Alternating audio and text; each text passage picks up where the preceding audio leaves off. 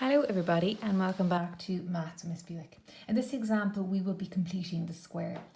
Here is the notation for completing the square. So x minus p all to be squared plus q equals 0. However, this negative sign can also be a plus sign depending on what a sign is in your quadratic. So in our quadratic we've got a plus here, so we're going to have a plus up there instead. Now usually in the exam they will always give you this format and they will say to you, write quadratic in terms of this format here. So let's begin. So the first step is as follows. We take the first two parts of our quadratic, so our x squared plus 4x. Now this is the new part. So we're going to write down a plus sign and just put a little line underneath, and we're going to have a number here in a minute and then a negative sign and a line underneath, and bring down with you your -6 equals 0. So that's the first step. So you keep your x squared and your 4x and your -6, and the only new part we've done is added in a plus with a line, a negative with a line, and there's going to be a number here and a number here, and they will be the same number. Now to get this number, the rule is you half and square. So half and square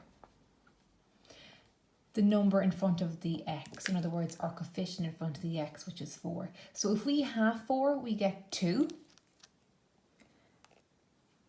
and then when we square 2 we get 4. So we put the 4 over here and over here.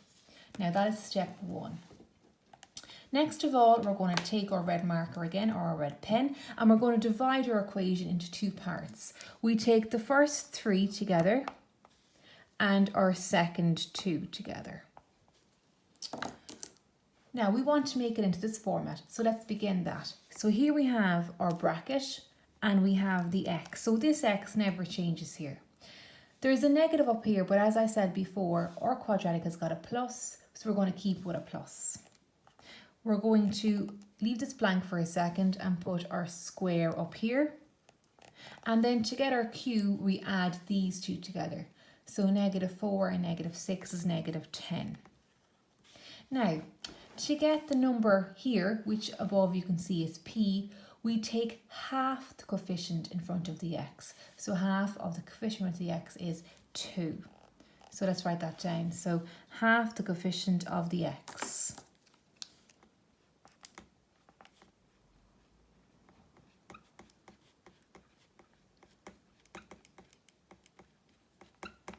So half the coefficient of the x. So now we have x plus 2 all to be squared by minus -10. Okay, so that's that example. Now on to example number 2. So again, we have to make it off the format. X minus p to be squared plus q. Now again, those signs can change depending on your equation. So we'll do the same method again. So we start off with our x squared and our -7x.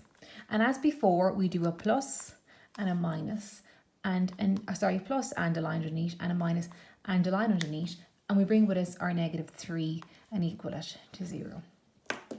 To get these two numbers here, we have to half and square the coefficient in front of our x. But you can see this time it's much more complicated because we've got here a -7. And in the other example, if I go back to it again, we had a +4, and it's much easier to half and square an even number compared to an odd number here. So we're going to take our 7, and if we half 7, we get 7 over 2. Now you ignore the sign, you do not bring the sign with you. That's brought here with you. So 7 over 2. And then when you square 7 over 2, you get 49 over 4. So we're going to put 49 over 4 in here and 49 over 4 in here. So as you can see, it's much more difficult when you've got an odd coefficient in front of your x, because you have to half and square an odd number. So half is 7 over 2, and then square is 7 by 7 is 49, and 2 by 2 is 4. Now on to our next step. We divide our equation into two pieces again. So the first 3 and the second 2. And we open up a bracket and we have the square in it, like you can see up here. So here's our x. Now we've got a negative there, so we bring a negative with us. And then to get this number here, what we said it was half the coefficient of x. So write that down again. So half coefficient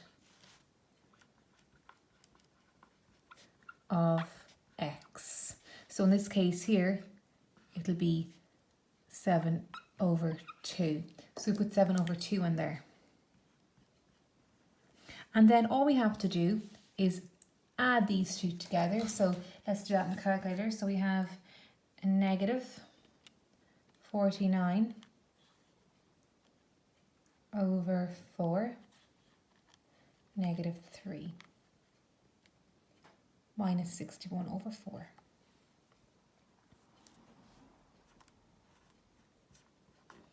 So here we go. We've got x minus 7/2 all to be squared minus 61/4. So this here is our answer.